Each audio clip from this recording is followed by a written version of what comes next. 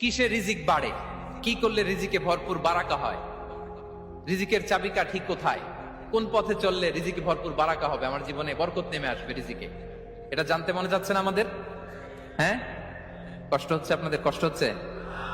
তাহলে কি করলে রিজিকে ভরপুর বারাকা হয়, কি করলে আমার জীবনে ভরপুর বারাকা নেমে আসে, এই পয়েন্টটাতে আমরা একটু আলোকপাত করি। যেসব কাজ করলে আমাদের জীবনে রিজিকে আসমানি বারাকা নেমে আসবে, আমাদের রিজিকে আসমানি বারাকা নেমে আসুক, আমরা চাই কি চাই না? সবাই আমরা চাই নিশ্চয়ই।